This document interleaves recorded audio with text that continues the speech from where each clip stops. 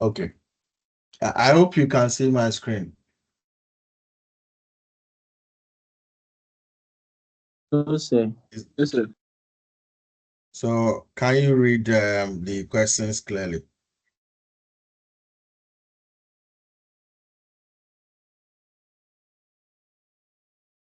Can you read?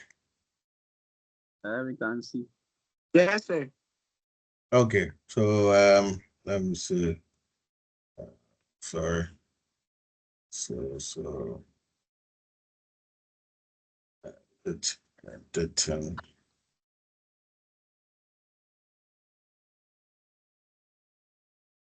okay. Yeah, so let's go through the questions. If you have yours, you can also take that so that um you check to see if everything is okay.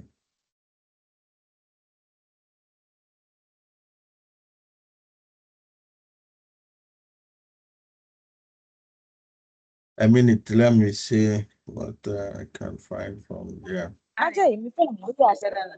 Má ṣe dáná mọ́ ẹni sí ìgbẹ́jọ́ ẹ̀ picture. Hey, really? Hey, this is just that.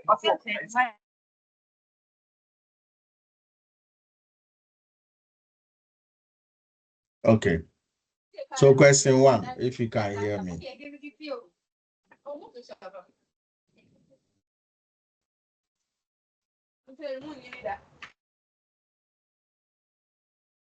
Okay, so question one, it says that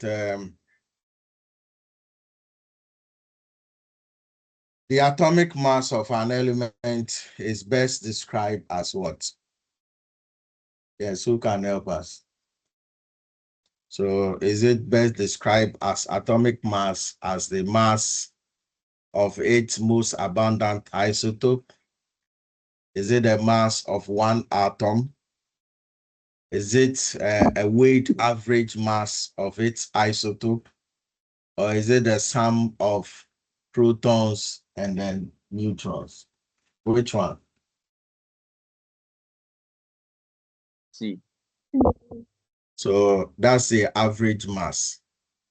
Yes. Okay. Question two. A sealed container initially holds 5 grams of hydrogen and 40 grams of oxygen, a sealed container. After a complete reaction to form water, the total mass of the system was found to be 45 grams. What observation are we talking about here? Is it a multiple proportion? Is it a definite proportion? Is it conservation of masses? Or what are we observing here? Conservation of mass. So we can't create any mass, we can't destroy any mass. So that's a conservation of masses. Question 3 says that in an experiment where we have 12 grams of carbon reacting with 32 grams of oxygen to form carbon dioxide. Now another compound which also contains carbon and then oxygen. This time is carbon, 12 grams of carbon and then 16 grams of oxygen to form carbon monoxide. Now, what law can we use this information to demonstrate? Multiple proportion. So combining compounds will be multiple proportion. Question 4. Which of these statements is incorrect, not correct, or incorrect? That is not correct according to John Dalton atomic theory. 1, it says that atoms are indivisible. Yes, I remember Dalton saying that. B, the same atoms of the same element are identical. Yes, I remember John Dalton saying that. So what do you think? Chemical reactions rearrange atoms. I don't remember that, but of course, it is true that chemical reactions will rearrange the atom. I mean, yes, it's a form of rearranging atom. Now, which one is not correct? That atoms can be created, nor destroyed. So which one is the answer? Atoms. Atoms. So Right. I don't remember John Dalton having any idea about whether the atom can be destroyed or can be created. Question 5. How many atoms are present in 3.5 grams of sodium? So how many atoms? What comes into your mind? So so the number of atoms should be equal to the number of moles times the Avogadro number. Now, the moles is the mass over the molar mass times the Avogadro number. The mass given here is 3.5. The molar mass or the atomic mass is 22.99 times the Avogadro number given as, so what was the Avogadro number? It was 6.222 times 10 to the power 23. So from your calculator, what do you think should be the answer? That's 8. So that's approximately 9.15 times 10 to the power 22. If you have calculator, you can confirm that. And question 6, because of the labeling, I think this should be question 6. Okay, this is question 6. It says that which of the following is a major conclusion of Rutherford's gold experiment? Which of them is a major conclusion? Well, electrons are massive particle. Well, I don't think so. The positively charged parts of the atom are moving about with a velocity approaching the speed of light. I doubt that. That's an electron. C, the positively charged part of the atom are extremely small and extremely heavy particle. It makes sense. Then the D, the diameter of an electron is approximately equal to that of the nucleus. I doubt, because the diameter includes the valence electron. So which one do you think is the answer? C. It's not, The positive so the heavy mass is where the positive charge is. So the discovery of the proton. Okay. Now let's move on. Question 7. So the numbering was not okay. So this is question 7. This was 8. This was 9, 10, 11. I think 12, 13. I think the rest will follow. Okay. Well, it says that the granidine is a fertilizer, and that's the formula is HNC into brackets NH2 and 2. Now the question is that what is the percentage composition of nitrogen in that fertilizer? So basically, the compound has a C, it has 2 nitrogen, it has how many hydrogen? 4 plus, that is 5 hydrogen. Do you agree? So carbon, nitrogen is 2, hydrogen is 5. Now, what's the formula unit for that?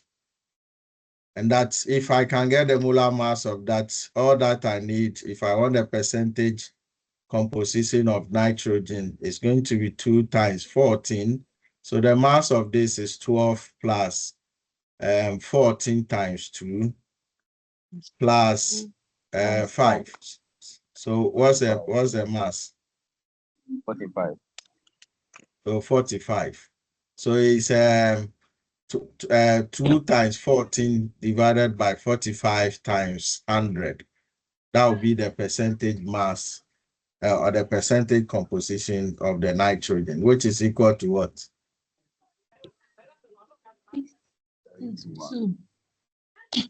62.2%. It's what? 62.2. 62.2. Sorry, the nitrogen is 3. Nitrogen Look is at 3. the nitrogen is 3. Yes, there is 1 nitrogen here and 2 of that. So sorry, this is 3.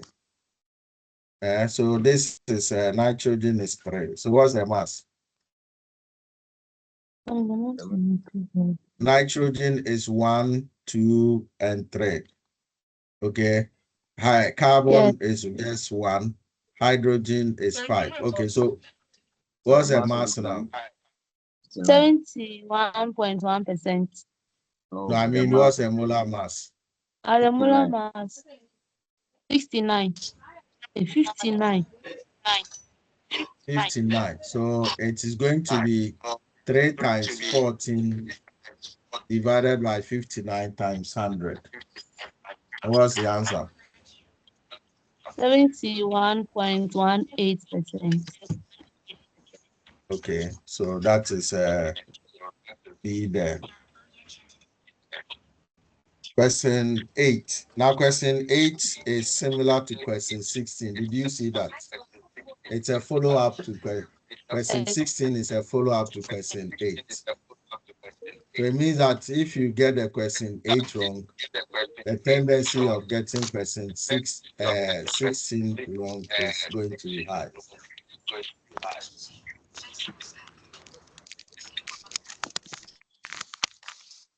So I mute you, you unmute yourself. Okay, now let's go back. So question 8. It says that we have carbon, percentage mass of carbon, we have percentage mass of hydrogen, and then the percentage mass of oxygen. Now, what is the empirical formula?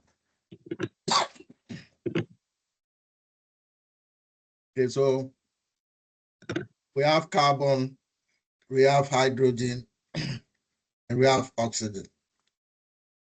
Carbon is 40%, oxygen is 6.71. Hydrogen is 6.71, oxygen is 53.3. So we divide by 16, divide by 1, divide by 12. So what's the fraction?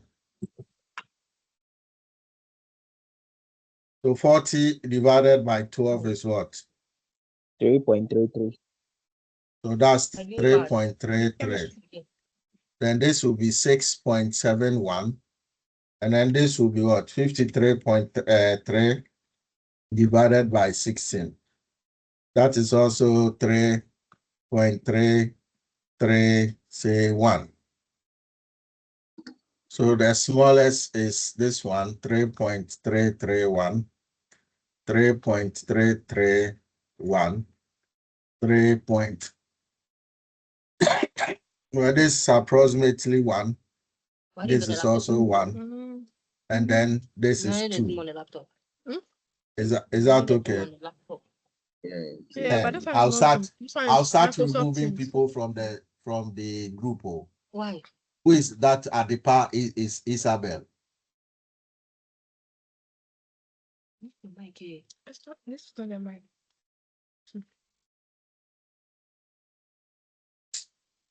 Okay.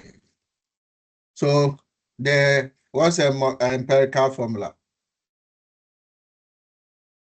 CH2O. So it's CH2O. Okay, so the follow-up to that says that what will be the molecular formula? That's the question 18. Question 16, sorry. Question 16 is a follow-up. The same question and it says that what is the molecular formula? And that he has given you the weight and then the moles. How do I get the molecular formula? I need the molecular mass. And that we know that moles is mass over molar mass. So I need the molar mass. And so that will be, the molar mass should be equal to mass over moles. The mass here is 28.8. The moles is 0.320. So what's the molar mass? 90. 90. Okay, so the molar mass is 90. Now the empirical formula which we just calculated is CH2O, which is going to be the same as the molar mass when we multiply by an integer. Now the integer multiplied by this mass, which is what's that then? 12 plus 2 plus 16.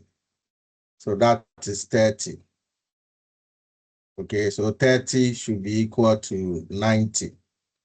So N basically is 3. Do you agree? Yes, sir. So the molecular formula becomes C3H6O3. Okay, so that is B.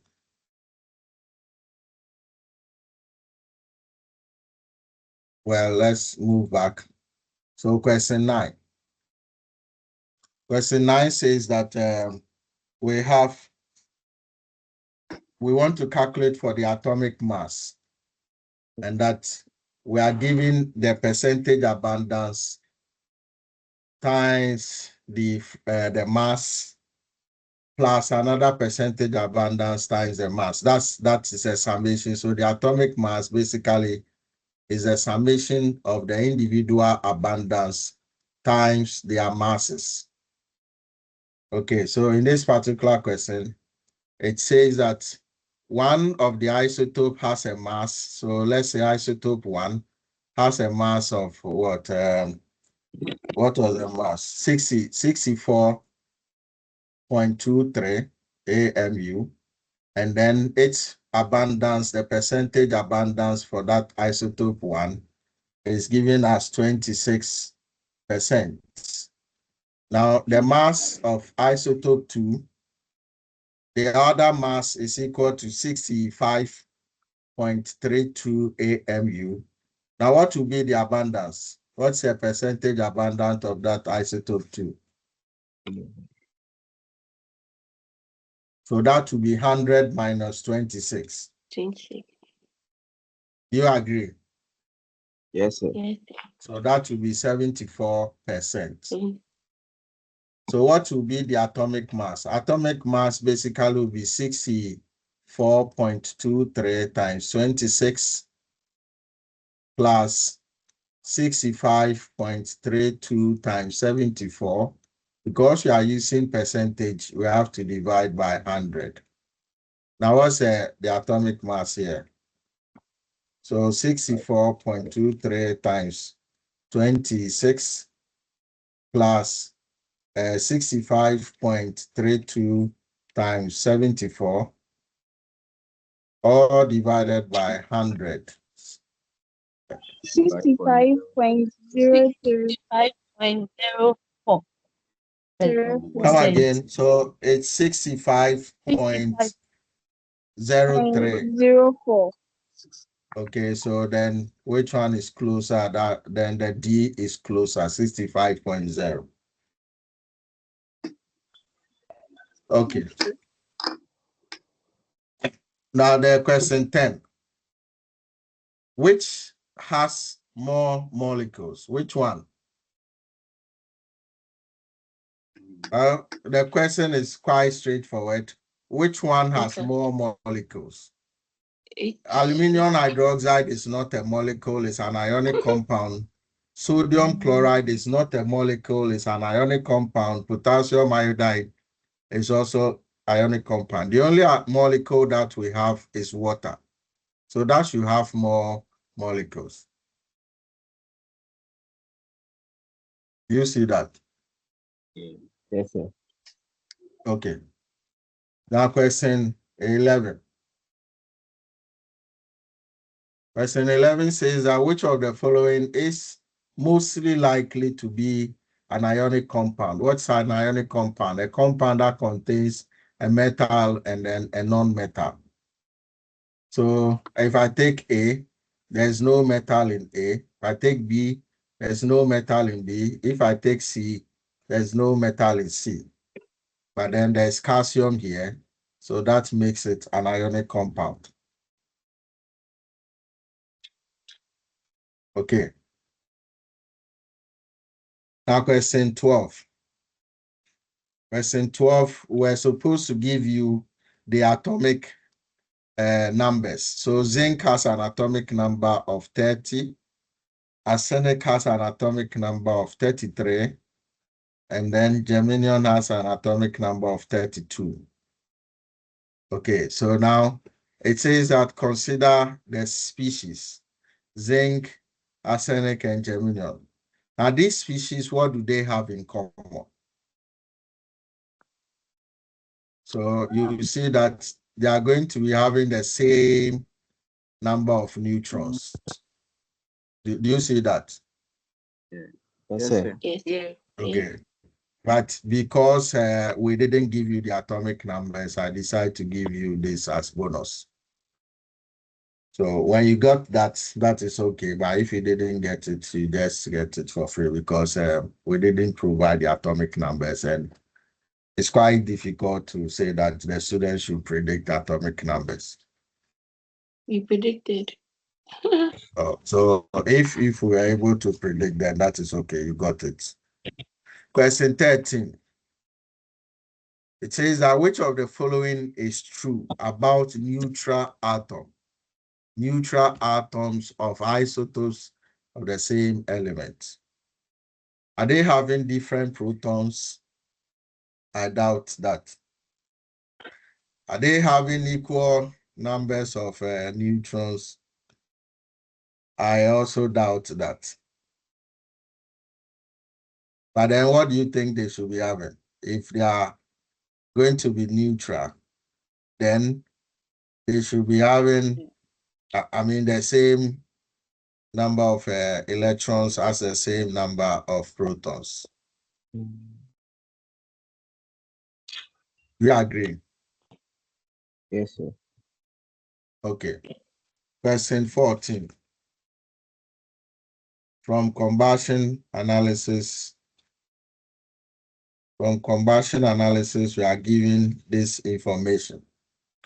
2.5 grams of hydrocarbon. I think the framer of the question was looking at the emphasis here, hydrocarbon, meaning it contains only carbon and then hydrogen. Okay, but then from carbon dioxide, we can get the mass of carbon. Do you agree? So the mass of carbon is going to be 12 over 44 times the mass of the carbon dioxide, which is 7.333 grams. Now, from water, we can get the mass of hydrogen, and that should give you 2 over 18 times the mass of water, which is 3.0 grams. So what's the mass? 12 divided by 44 times 7.33. That should give you 2 grams. Do you agree? Yes, sir. 1.999. Yes, sir. Okay. 1.992. 2 divided by 18 times the mass of water will give you 0.333 grams. Okay. Now, when we add these two, it should be the sum of the mass which has been given. But when you add it, it's 2.3. So what it means is that the difference should be for oxygen. Do you agree? Yes, sir. But the question didn't include that of the oxygen, but then was just looking at it as just hydrocarbon. So the framer was just looking at you getting the masses of the carbon and then the mass of the hydrogen. And that is all. So it says that we use 2 here, we use 0.33 here. We ignore the mass of that, but that is not correct. So again, I awarded that as bonus. It's not correct. So, but then if we are to ignore this mass, then say that just a sample which was heated gave this amount and gave this amount, then we can proceed to proceed to calculate that. So how do we get the empirical formula? We divide by the atomic masses. So this is going to give you 0.333, and then 2 divided by 12 should give you what? 0.167. So the smallest is going to be which one? The 0.167. 0.167. So it's going to give you a ratio of 1:2. So a ratio of 1:2.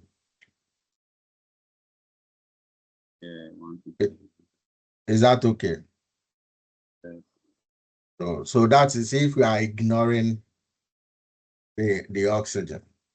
However, the question gave the mass. So we can't create mass, we can't destroy mass. So we can't just say that let's ignore that.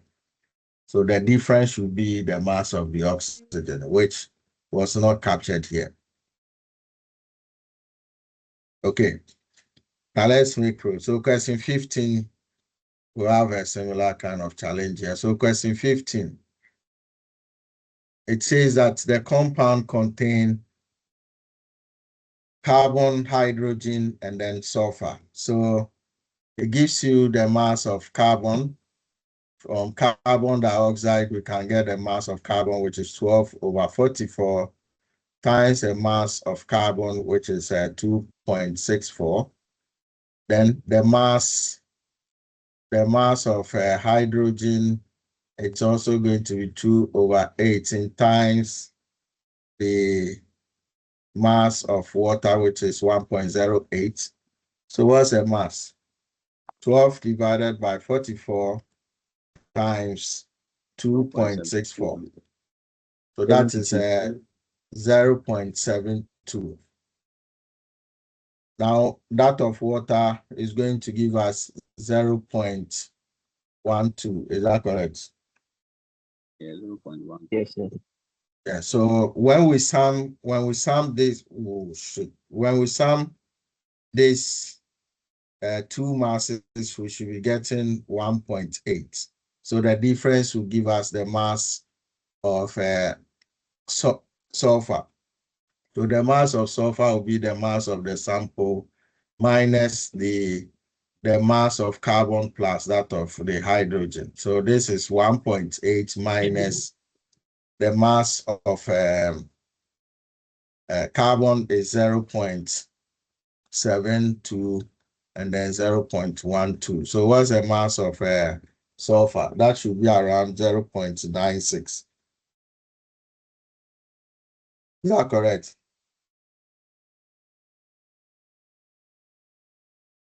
Is that correct? Okay. So I have the mass of carbon, I have the mass of hydrogen, I have the mass of sulfur. Now this is 0.926, 0.12, 0.74 divided by 12, divided by 1, divided by 32. So again, the atomic mass for sulfur should have been given. Okay, so again, I don't know if you asked from the exams, but then from these records, there was no. Of course, for carbon, you can easily do that. And for sulfur, you can, but then, for oxygen, you can do that. But if you didn't know that sulfur is 32, you should have asked. Now, when we divide that, this should give us 0.06. This should give us 0.12. Are you following? Yes, sir. And then this should give us 0.03. So the smaller one is a 0.03. 0.03, 0.03. So this should give us 2, this should give us 4, and this should give us 1. So that's C2H4S, and that is that. Okay. However, they give another optional kind of information there. So that will make the question not complete if you are using different kind of approach. That is, if you want to find the mass of sulfur from sulfur dioxide, when you sum the 3, it is not going to be up to the mass here. So once a question is not quite clear, it's quite easy to ignore this mass, and then because it says it contains, and then you have this, there's no need to add this component to that. And so I think that because students were going to be confused of the other component added, so I also decided to give it for free. But then there is answer in there. The answer is C2H4S, and we have just saw that here. Okay, so there's answer there. The only reason why I want to give it out is the additional information which may have confused you. But there's nothing wrong with the question. It's only question, this question, sorry. So it's only this question that is not quite clear because the masses were not kind of up to the mark. Now, question 17. Question 17 says that we have calcium, we have calcium chloride. Is that okay? So calcium chloride. And then the question says that we should find the, is it the number of chloride ions? So how many chloride ions are there? So that's calcium 2 plus 2 moles of the chloride. Now it gives us the moles here, 0.25. What it means is that this is 0.25 and this is 2 times 0.25. Okay, so that's the moles. So 2 times 0.25 is 0.5. So the moles of the chloride in that will be 0.5 moles. How many number of ions do I have? This I multiply by the Avogadro number and get the number of ions in the system. So how many ions do I have if I multiply by that? So that is approximately 301 times 10 to the power 23. So that's the option there. Okay. Question 18. Question 18 says that which of the following statement is or are false? So it means that the statement there are some that are true, there are some that are false. So which of them are false? Now question, the I says that the percentage mass of each element in a compound depends on the amount of the compound. I doubt. It is not correct. Okay, so that is false. How can the percentage mass? So if, for example, I have, just as we did, I have a compound CN3 or CH5, whatever, and I want to find a percentage composition of the nitrogen in this compound, which we said that is 3 times 14 divided by 15, 9 times 100. How does it depend on the mole? There's no mole content here. So that is false. The II. The mass of each element in a compound depends on the amount of the compound. Yes, it's quite related. The mass of each element depends on the amount that we have. Yes, of course, if I take one amount, it's equivalent to the formal mass of the compound. That's why we express it gram per mole, meaning if I take 1 mole, it's going to be average. So for example, if I have carbon dioxide, and I'm saying that the molar mass for carbon dioxide is 44 grams per mole, it means when I pick 1 mole of carbon dioxide, it's going to be 44 grams. So yes, this is correct. This is wrong. The percentage of each mass, of course, is just the same as saying this one, and that is also wrong. So ideally, I, and then I are 4 statements. But then in the option, they only gave one option, which is the I only. You see that? Yes, sir. Yeah, so assuming they gave I, if they are written I only, then that will be a wrong kind of options. So it's either I or I in it, which is false. Question 19. 2 elements, I mean 2 atoms of an element X has a mass 24 and 28. That is the isotope. Okay, so isotope, the element X has 2 isotopes. So X has isotope 24 and isotope 26. Now it says that which statement is correct? They have different number of protons. I doubt, because they are the same element, and the same element means they have the same atomic numbers, but then it's the mass numbers that is going to be different. And the mass number is different because they have different neutron numbers. So this is correct. They have different proton number is not correct.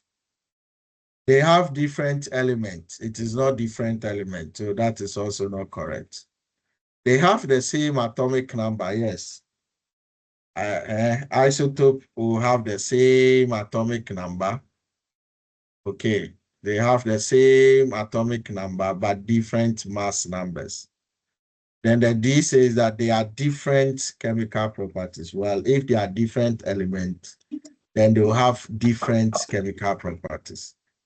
So it means that they have the same atomic number. Now, question 20. Question 20 says that we have ethane. Some of you we have solved in class. We have ethane, and then ethane reacted with oxygen to produce carbon dioxide and then water. Now that we've done stoichiometry, we can approach this one so easily. So we balance the equation. This is 2, and this is 3, and this becomes what? So oxygen now is 4 plus 3, that is 7 over 2. So we'll say that this is 2C 6 plus 7 O2 moving to 4 CO2 plus 6 H2O. So hydrogen is 12, hydrogen is 12. Carbon is 4, carbon is 4. Oxygen is 14, oxygen is 8 plus 6, that is 14. Now it says that the ethane is 2 moles. Now what will be the, so it says that how many molecules of carbon do we have? I can get the number of molecules if I know the number of carbon. Do you agree? Okay. So how do I get the number of carbon dioxide? So the moles of carbon dioxide, when I compare it to stoichiometry, comparing that to the known, which is the moles of the ethane, is going to give you a ratio of 4:1, 4:2, which is the same as 2:1. What it means is that the moles of carbon dioxide is just going to be 2 times the moles of that ethane. And the moles of ethane is 2. So 2 times 2, which is 4 moles. Now that I know the moles, multiply these moles by the Avogadro number, and that should give you 2.4 times 10 to the power 24. So this is what you are supposed to do, and then you didn't do. Is anyone having any challenges to this? So I was thinking this one is just done do a few questions which was not clear, 1 or 2, but then that shouldn't stop you from getting more than 19 or something. So because I was thinking that this is also below belt, I also gave it for free. But I knew some of you had done that, but then because we had not thought that, we just gave it up. But doesn't mean there's no answer. The bonuses there does not mean there are no answers. But then because they may be not, I mean, the questions may not be right or it is just below belt. That's why I'm just giving that. So don't just go and say that we have been given bonus.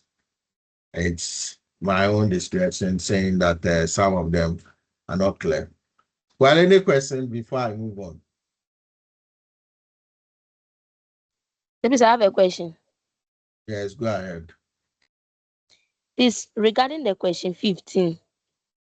Okay. I want a clarification on something. So the sulfur, they have given us an analysis on sulfur. Next Yes. time when solving a question like this, should we use the analysis to get the mass of sulfur, or we should add the mass of carbon and hydrogen and subtract from the total mass to get the mass of sulfur before we calculate for the empirical formula?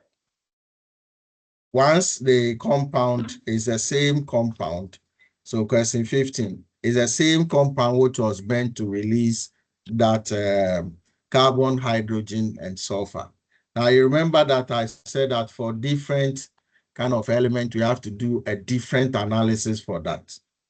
Okay, so here they didn't do any different analysis. So what you have to do is, because this one was what was meant, once you find carbon and you find hydrogen, the difference, what is left is for the other element, whether oxygen, nitrogen, sulfur, the difference should be that.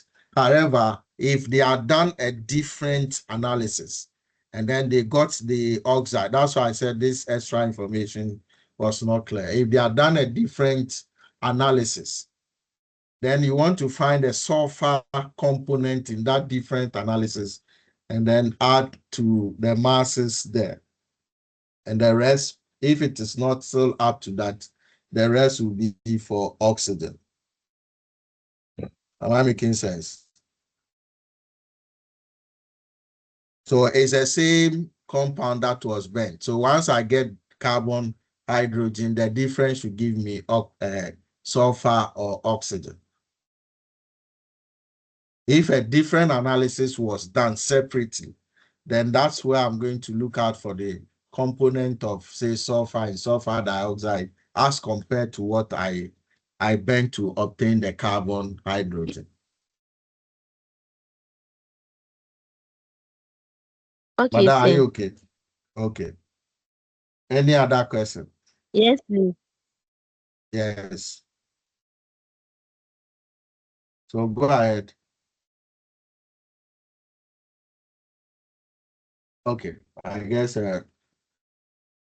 so I think I don't know if you should be bowing your heads in shame for not getting these cheap answers.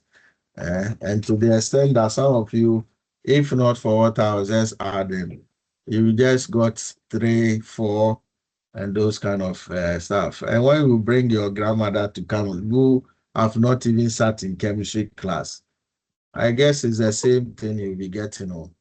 And you have gone through JHS, through secondary school to the university, and yeah, look at what you are doing. You couldn't even identify that the number of atoms is going to give you, I mean, the number of protons and then the number of electrons in an element is this. So, well, that's what I think I can do, and that is that. Well, this is past. What it means is that you need to really put in an extra effort when the second quiz is being announced. And you can't just joke with that second quiz, because when you flop, that is it. You have to take a receipt. So please don't do that. And don't do that to yourself. Yes, somebody is asking a question. I've seen a hand there. Just Please, go ahead and talk. I just joined, and I want to know the reason why question 10 wasn't a bonus. I just joined, please. Which question? This question. Question 10. You mean how many molecules? Yes, sir. Why should it be a bonus? Because it seems they all have the same molecules. What is a molecule, my friend? What is a molecule? At this university level, what is a molecule? The one who is asking, what's a molecule?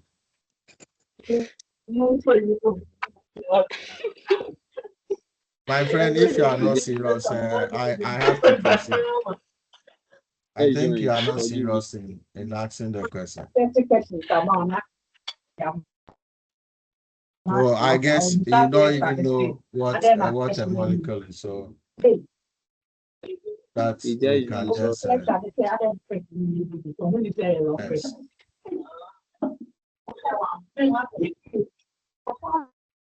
Okay, let me move on. So that is it. If you have any challenges, I think we asked for you to bring it down. So we've done the correction. So if you still have some challenges, that is it. I don't know if I still have so all the papers are out, only that I have somebody who did not write his index number. And then somebody also wrote 2 papers at the same time. So the same index numbers 2 times. So maybe you should come and explain why you wrote the same paper 2 times, or maybe you copied one and then you accidentally copied the index number out. So I've given it out. I think I was able to fish that out, but then be very careful. But I only have one script with me which has no index number, but then it looks like the person should be in group 19. He was able to write his group number, but then he forgot to write his index number. Whilst we have written the registration number, that student decided to write his name. His name is Barnier Evans. And at this stage, we don't deal with names. So I don't know where to put your score.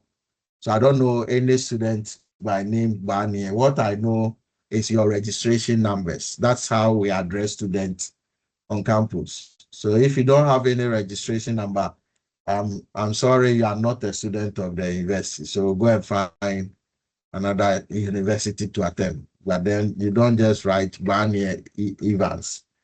So that person must see me for a script. Otherwise, the rest, they have been given out. So see whoever took the papers and then take it from there.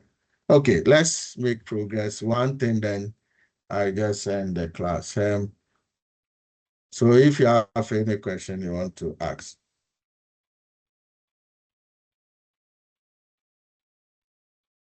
Okay, so I can make progress then. Yeah, so we're talking of this limiting reagent, SS reagent. And that's we're at the point where we have to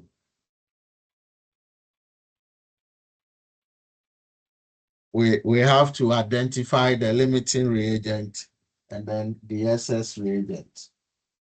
Well, I show you the official way to get that, so that at the end we can find out the SS reagent and by how much that SS reagent is there. Okay, so I maybe we should try one or two then. I can show you an easy way, which is not an official way, but then we can also use that to find a limiting reagent and then the excess reagent as well. So for example, let me take this question. So for example, let's calculate the mass of carbon tetrachloride, which was produced from a reaction of carbon. So a reaction of carbon with chlorine to produce carbon tetrachloride. So if you consider that, it says that we mix 10 grams of carbon and then we pick 100 grams of chlorine to produce a carbon tet. But the question is that what's the mass of the carbon tet that is produced and which of the reagent is in excess and by how much this reagent is in excess. So which of them? So question one, which to determine the excess reagent. So the excess reagent and tell us how much was that in excess. Okay. So, and then question two, find the mass of the carbon tetrachloride. Well, let's take carbon to be 12 and then chlorine to be 35.5 AMU. I hope we can do this.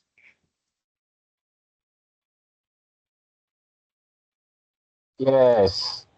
Okay, so 2 minutes. Let's see if you can do that.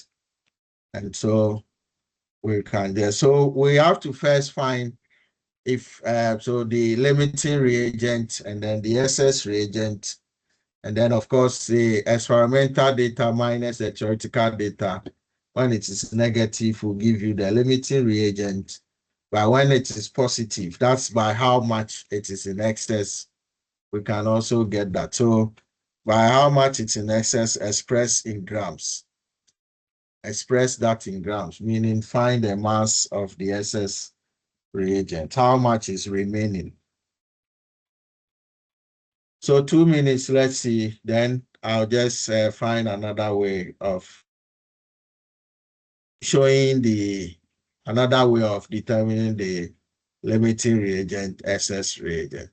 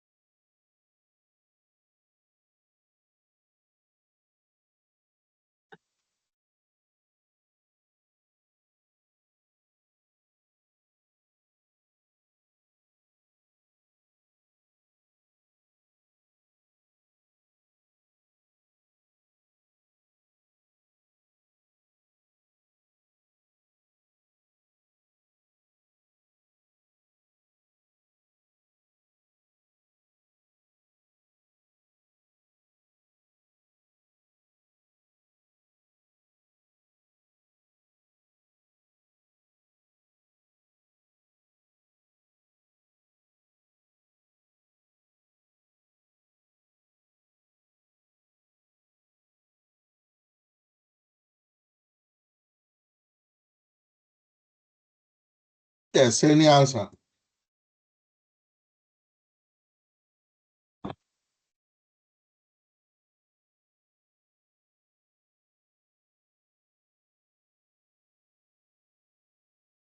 Yes. Okay.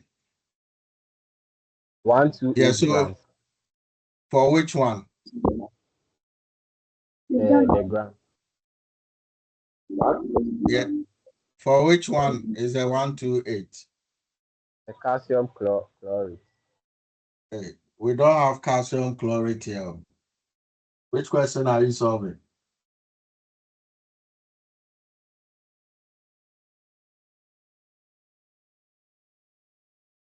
Which question are you solving that have that calcium chloride? Okay.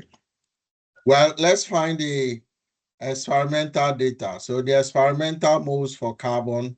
So let me rewrite this. So carbon is 10 grams divided by 12. Then chlorine, it's 100. So what's the molar mass?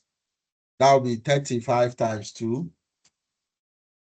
So 35.5, 71, eh? Yes, sir. Okay, 71. so divided by 71. So what's the most? 10 divided by 12 should give us 0.833.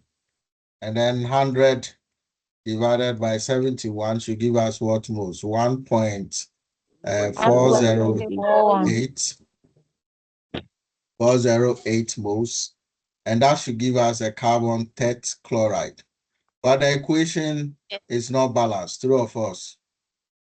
True. Yes, sir. So this is 2 here. So that the chlorine will be 4, chlorine is 4, carbon is 1, carbon is 1. Okay. So if you look at it, then it means that I'll just assume I don't have this. So I'll use this moles to find this mole. So the ratio is going to be 2:1. So that means that this is going to be 8.33, 2 times 8.33. And that is 2 times 0.833 is what? 1.66. So this is 1.667 or 1.66. Okay. Okay. So if you look at the moles here, and then you look at the moles here, this is the experimental and this is the calculated one. So the experimental minus the calculated one, you are going to be getting negative. Is that correct? So the chlorine here is a limiting reagent. Now, if I go this way and then assume I don't have this, now the moles of carbon, theoretical moles of carbon becomes a ratio of 1:2 times 1 point, so 1.408.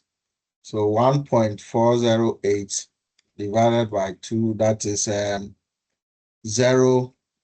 So let me clean this. So 0.707 moles. And so by how much carbon? So the experimental minus that is going to be 0.833 minus 0.704. It will give you what? 0.833 minus 2.1. the.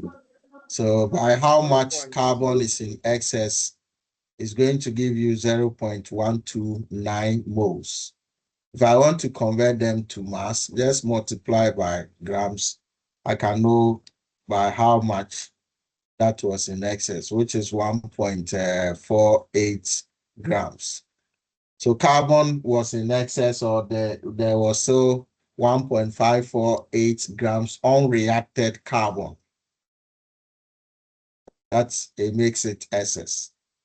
However, the limiting reagent is chloride or the chlorine, and the moles of chlorine was 1.408 moles.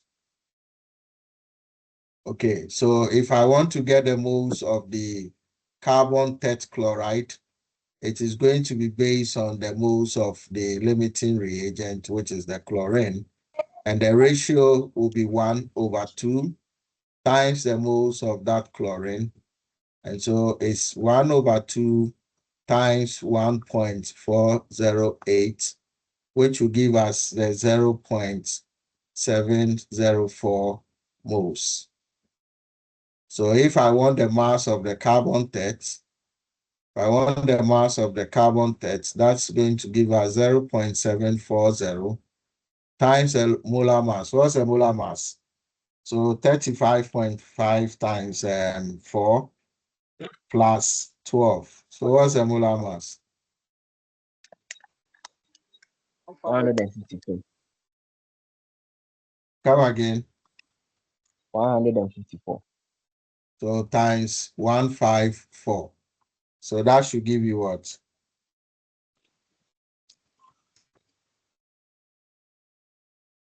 That should give you 108.4 grams. Is that okay?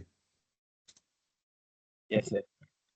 And this is the official way of identifying the limiting reagent, excess reagent, and it can also help you to determine by how much is in the excess. We have seen that.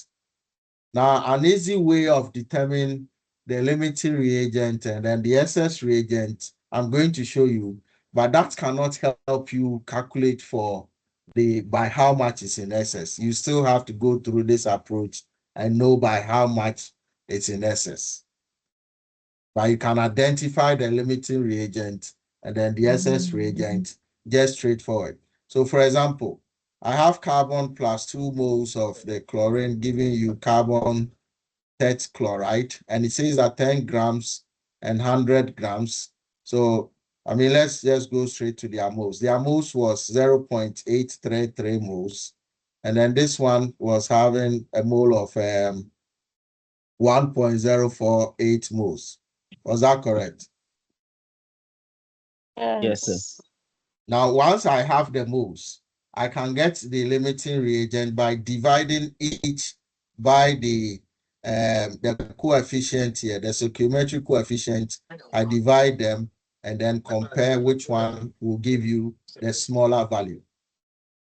So if I divide the coefficient, one is here is 1, so I divide by 1 is 0.833, 1.42 1.408 divided by 2 will give you 0.74. So which one is the smallest? This one is the smallest. And so the limiting is a chlorine. Okay. Okay, but that is a kind of a illegal way. But because if now we ask you by how much the carbon is in excess, you'll be in trouble. You have to go and find. 10%. Oh, please.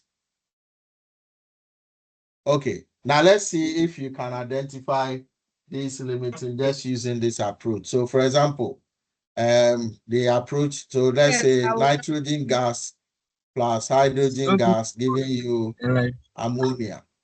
So when we balance the equation, oh, please, Abigail Afia Usua, what is that? I've also felt like reaching and then 2 hours later, I'll forget. They so used to do it.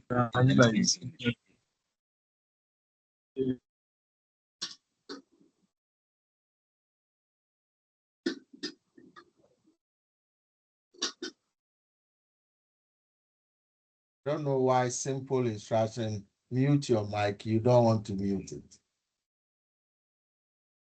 Okay, so let's see. So when we balance this equation, this is it. And so we're given 14 grams and 16 grams.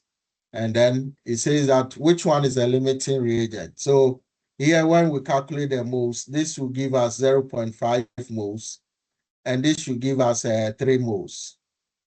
So which one is a limiting reagent? Divide by the coefficient here. So divide by 3, divide by 1. This is 0.5. This is 1. So the limiting reagent is a nitrogen gas. You get it? Yes, sir. Okay. So we can still way out to identify which one is a limiting reagent, and then we'll make progress from there. So for example, and of course, the legal way is to find the values, what makes it limiting way, and then the So for example, if I have, say, a zinc sulfide reacting with oxygen to produce zinc oxide, and then the carbon dioxide. And the question is that we are given, so what's the question? We are given 48 grams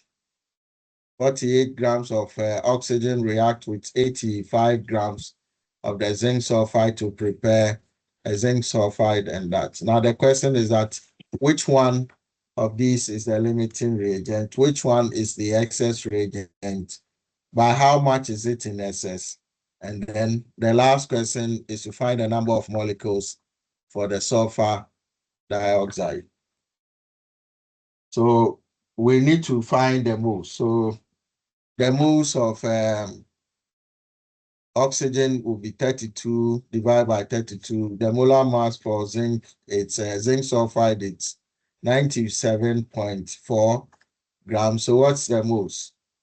So this should give us 1.5 moles. And this is around 0.873 moles. Please confirm for me. Correct. Okay. Now we balance the equation. The equation I don't think is balanced, or is balanced. No. So we put 3 here, we put 2 here, we put 2 here, then we put 2 here. Is now balanced. Or Yes, sir. okay.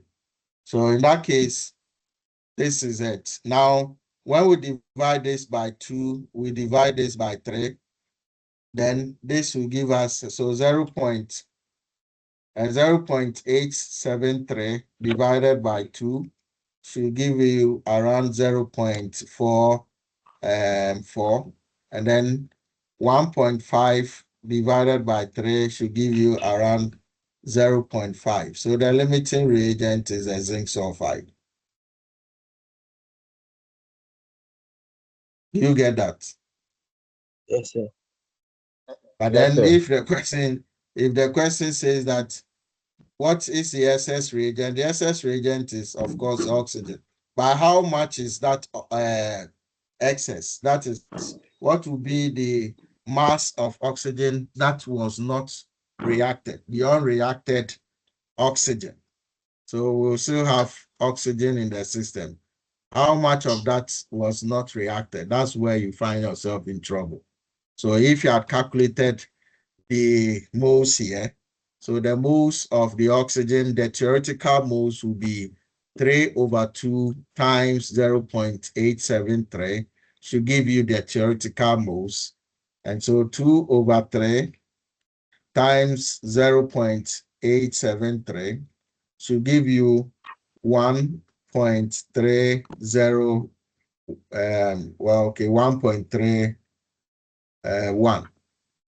1.31 moles. Okay, so that's where the experimental minus the theoretical, the experimental was 1.5, the theoretical was 1.31. The difference will give you, the difference should give you the excess. And the excess moles is 1.19, it's positive. That's why the oxygen is in excess. What is the mass of that which was not reacted? I just multiplied this by the molar mass, 32. I can get the mass of the oxygen which was not reacted. 6.08 grams of oxygen were not reacted. Now, once I know the limiting reagent is zinc sulfide, I will then use the moles of the zinc sulfide to go and find whatever question that I've been given. Does it make sense? Yes. Okay, Yes, so let's see if you can try this, then I'll make progress from there. So there's a reaction of iron So a reaction of iron with oxygen produces the iron 3 oxide, that is rust. It has started rusting. And it says that 4.8 grams of oxygen was used to burn, or of course, was used to burn the iron, which is 0.15 moles of iron reacted with 4.8 grams of oxygen to produce iron 3 oxide. Now the question is that what is the mass of the iron 3 oxide which is produced? Can we do that? Yes, sir. Okay, so let's try that.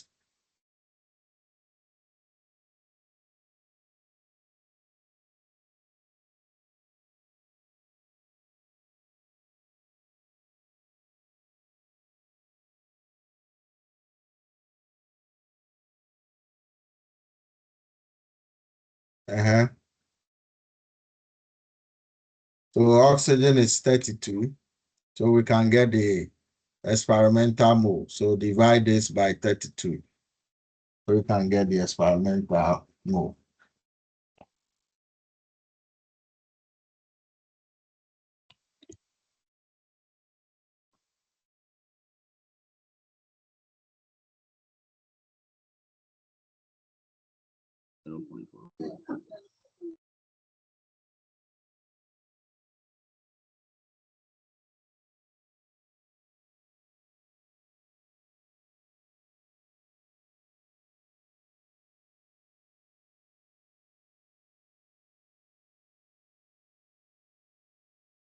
What's the mass? So sorry, the atomic mass, we are online now. The atomic mass for iron is 55 point. I think if you have periodic table, you can confirm for us. Somebody with periodic table.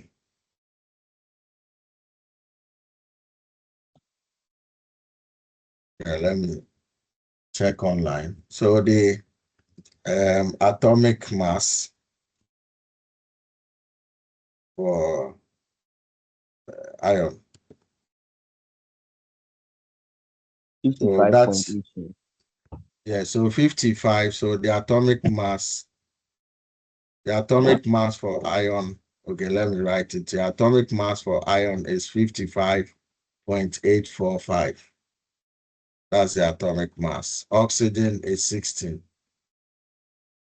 So you can multiply the molar mass of the iron oxide with. So what's the molar mass of the iron oxide? Should be equal to what?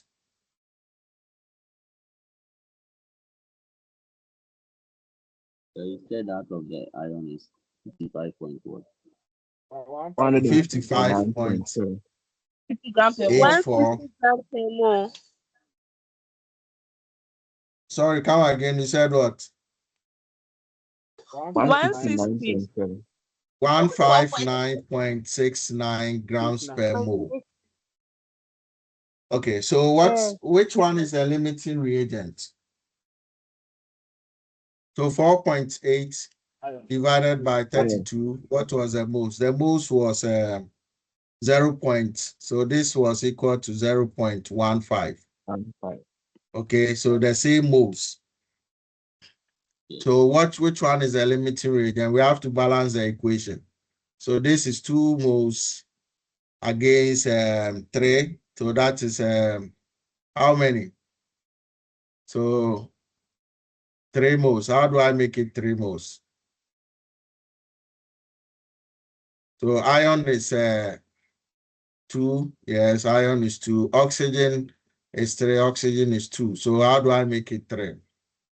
So if I multiply here by 3 and multiply here by 2 and here by 4, Yes. I think it will be balanced. Yes. So Please. 4, 3, and 2.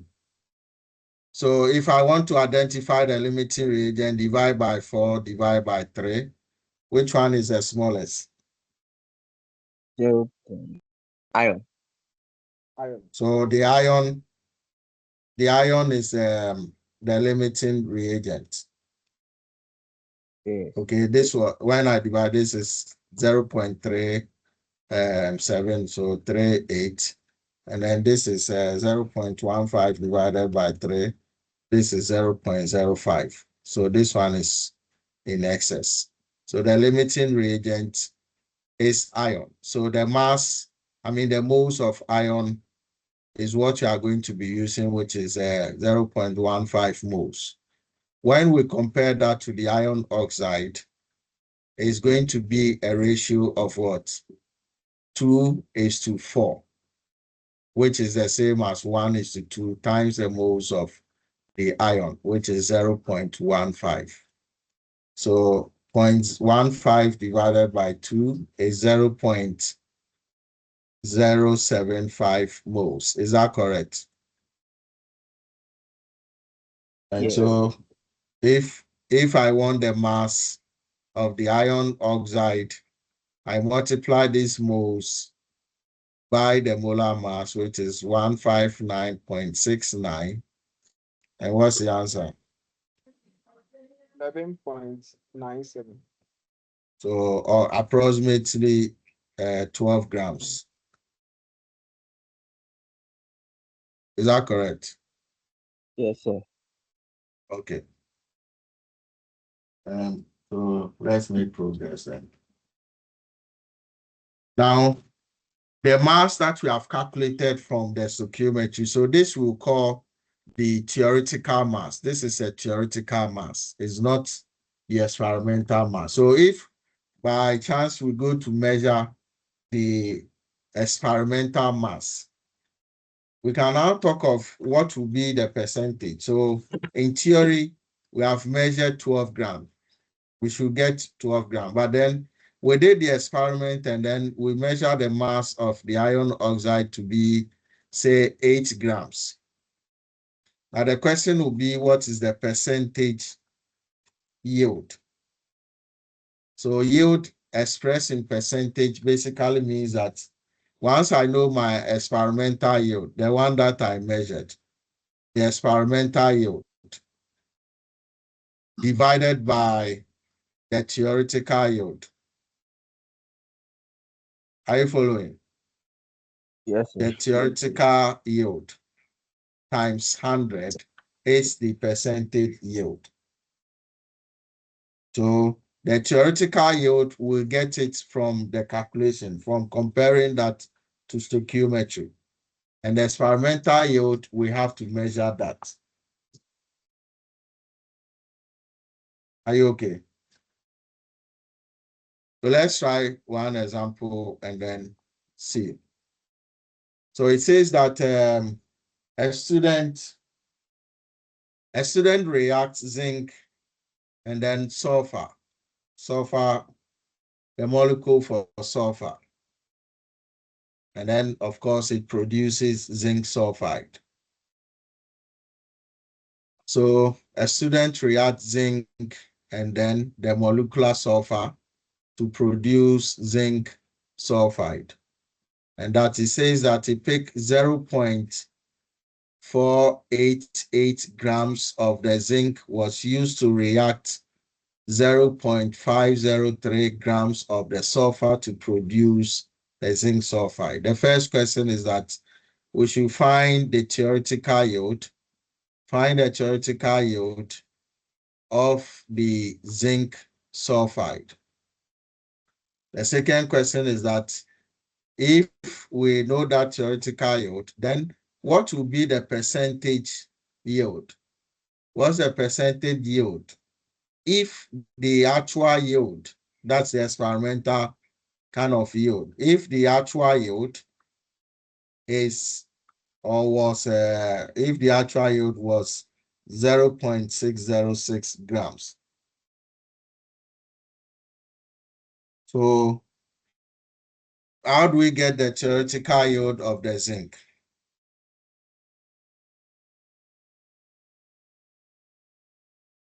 Yes, any idea?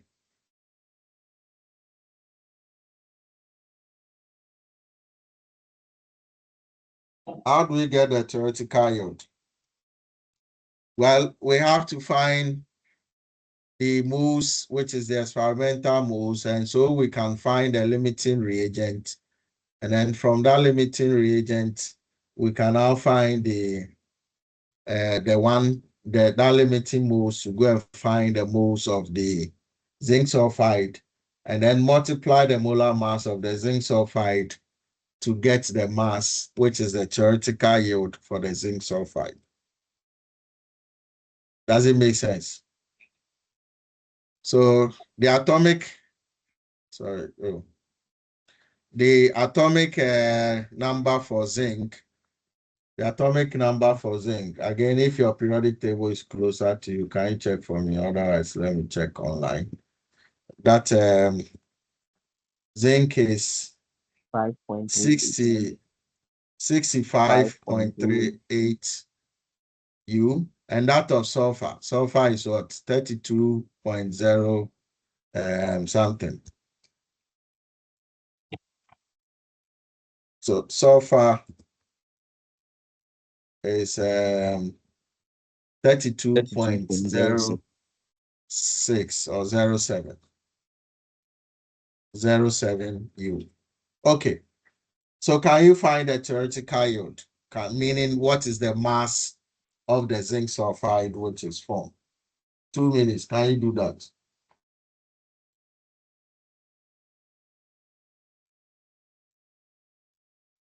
Oh, I need your response. Can you do it so that we make progress? Yes, sir. Okay, so 2 minutes. Let's make progress. try. So there's no harm in trying. So try.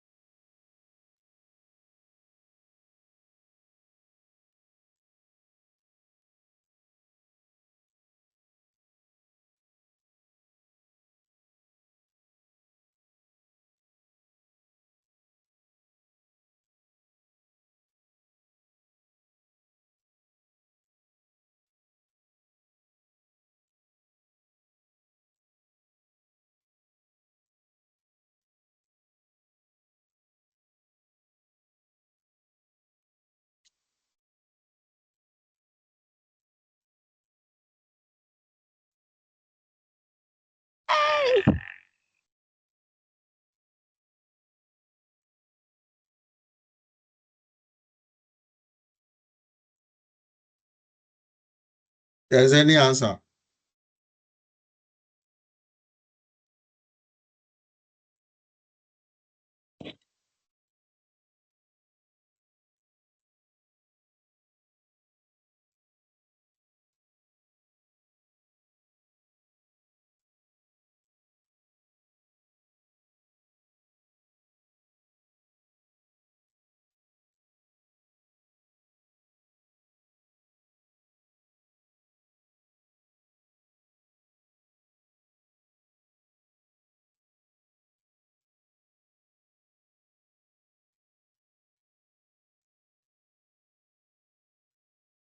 Oh, I'm still waiting.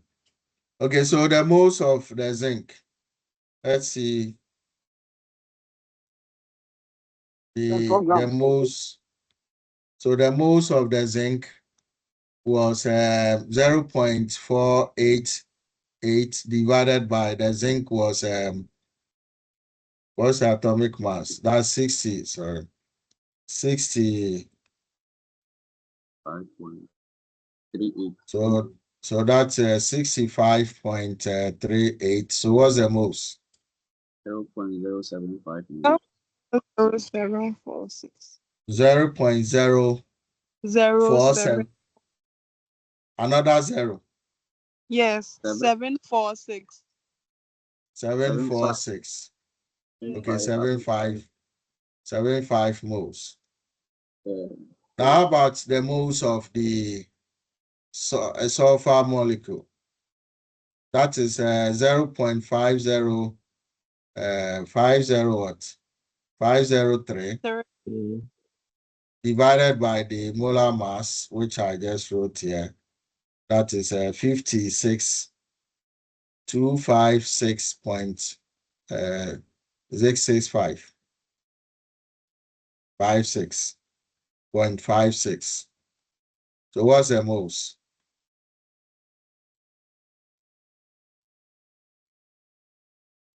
Zero point 0.00196. 0.00196. 196. 196 moles. Now, which one is a limiting reagent? We have to balance the equation. So how do we balance the equation? So this, if we put 8 here, sulfur is balanced and then zinc is also balanced. Is that correct? Yes. Okay. So if I divide this zinc by 8, I divide this by 1. Which one is the smallest? So 0.0075 divided by 8 should give you 0.000, so 40. So this one, the zinc is a limiting reagent. Do you agree? Yes, sir. Okay. So it means that I don't need the sulfur. So the moles of the zinc is 0.0075 moles. And I'm comparing that to that of the zinc sulfide. So the moles of the zinc sulfide will be the same as the moles of the zinc. Do you agree with me? Yes, sir. So which is that? Now, if I need a mass of the zinc sulfide, I multiply this by the molar mass of zinc sulfide, which is 97. I also calculated there and put it there. So 97.45. 97.45. So what's the theoretical mass?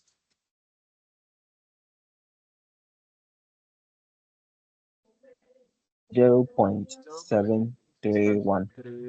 So 0.731 grams. That's a theoretical mass. Now the question says that if the actual mass was 0.606, what's the percentage yield? The percentage yield is actually the actual yield, what we call the actual yield or the experimental yield, divided by the theoretical yield times 100. That's the percentage yield. So the actual yield now is 0.606 grams. The theoretical yield says that is 0.731 times 100. So the percentage yield now, what do you think should be the yield?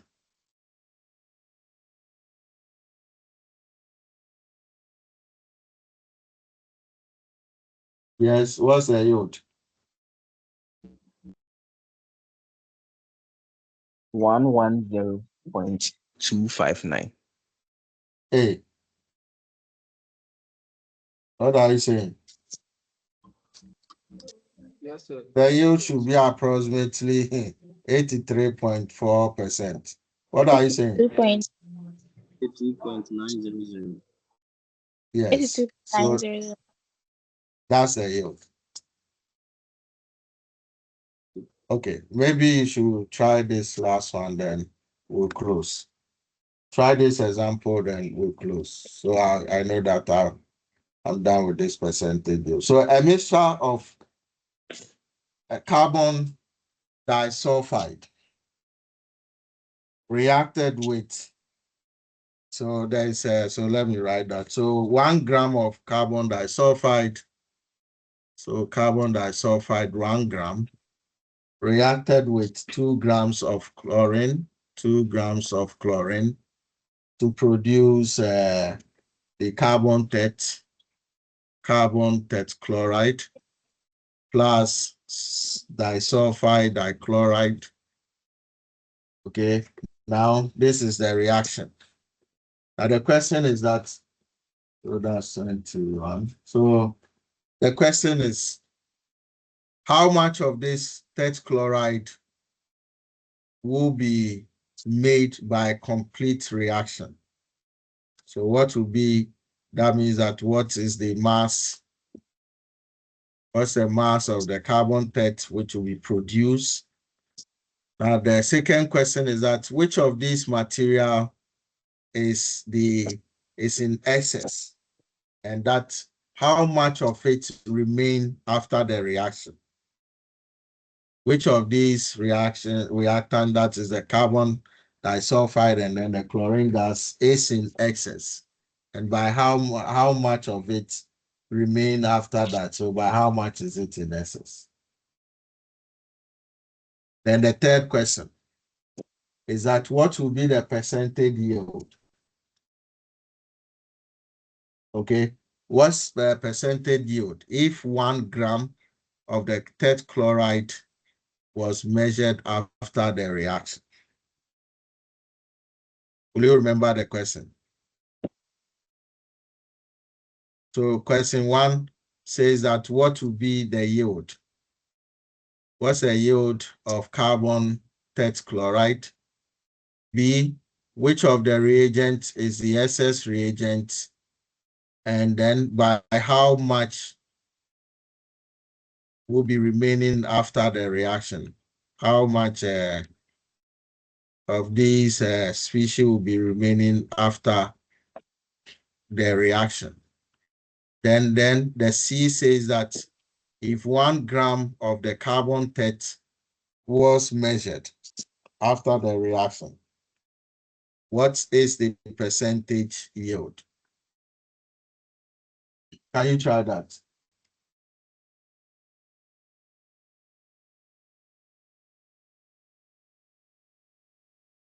Hello. Okay, so let's give some few minutes and then complete that lesson.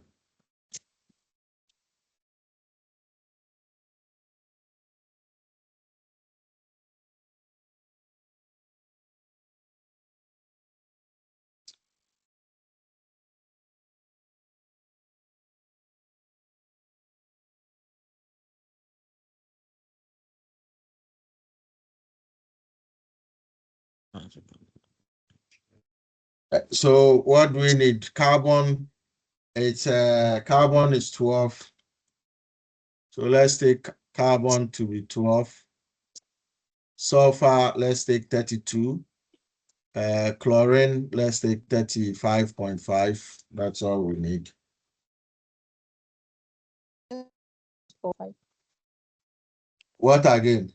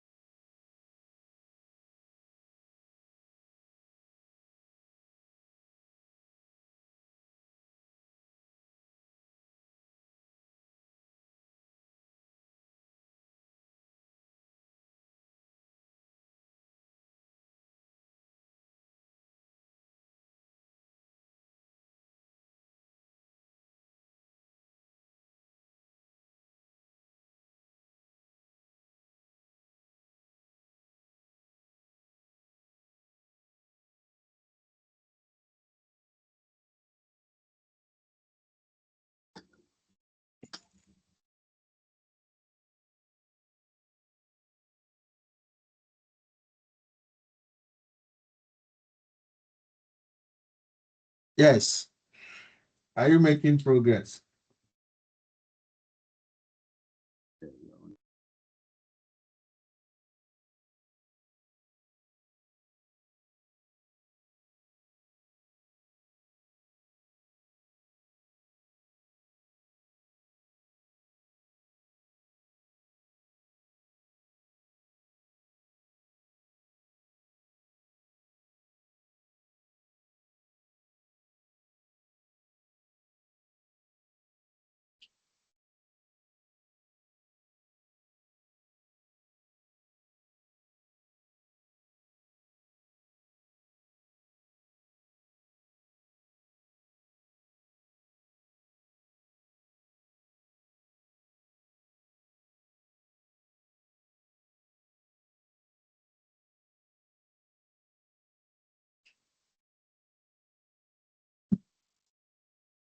Is any progress?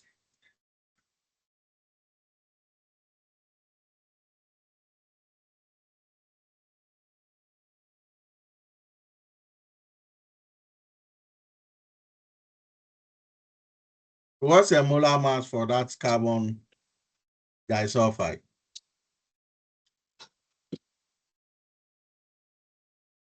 So the molar mass for the carbon disulfide will be 12 plus 64, right? Yes. 72. 76, Yes. 76. And then the molar mass of the chlorine will be 71. Is that Yes. correct? Yes. 71. And that of the molar mass of the carbon chloride will be, so 35.5 times 4 plus 12 is 154. 154. Okay.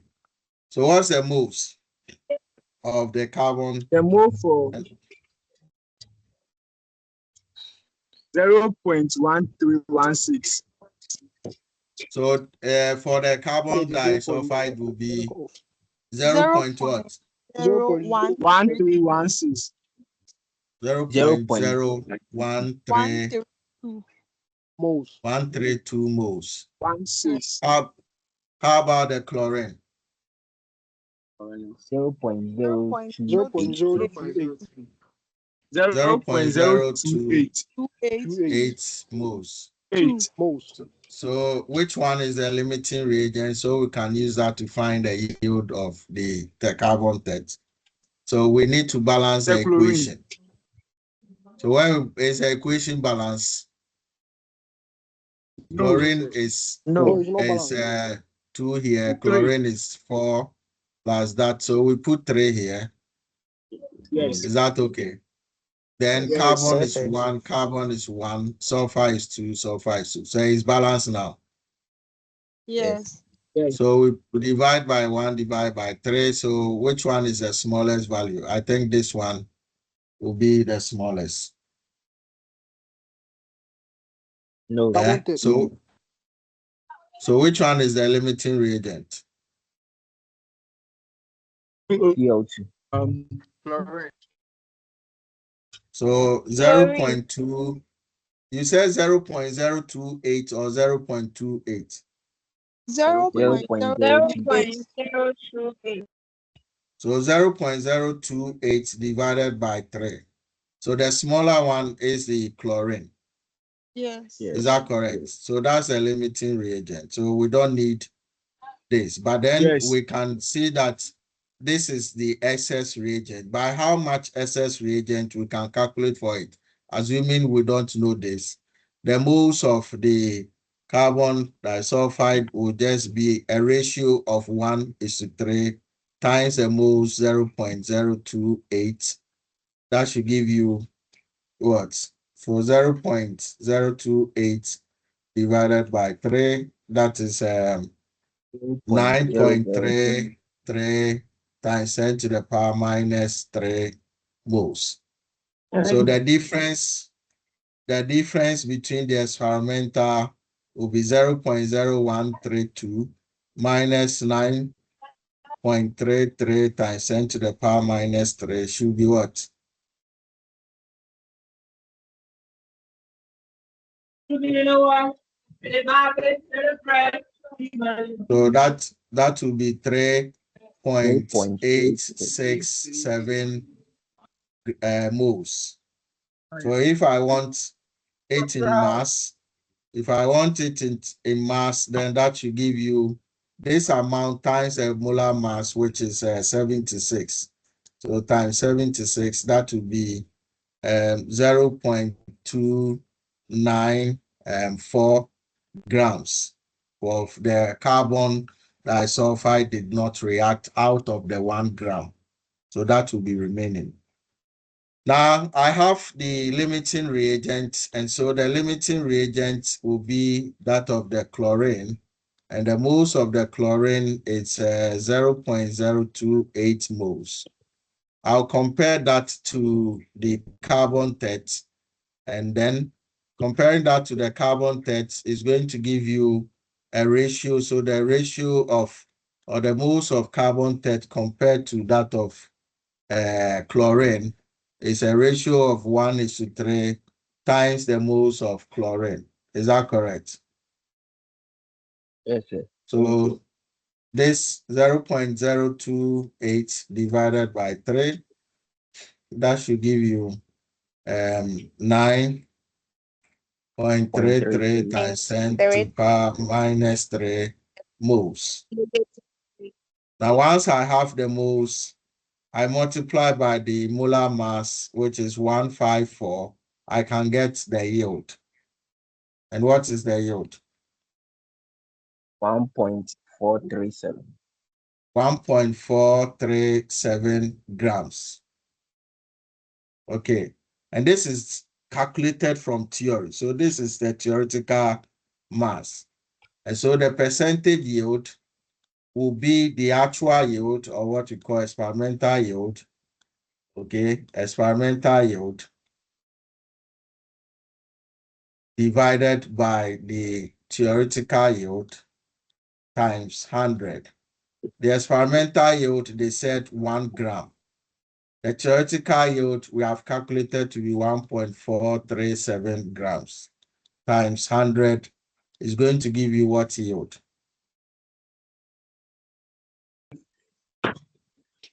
So that's approximately 69.6%. Is that true? 68.6%. 69 or 68?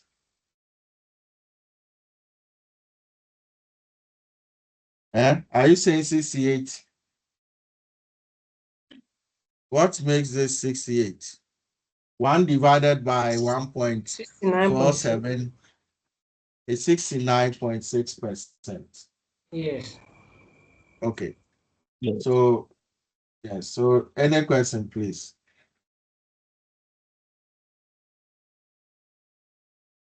Okay, so when we meet, we'll make progress from there. And so, thank you for your time.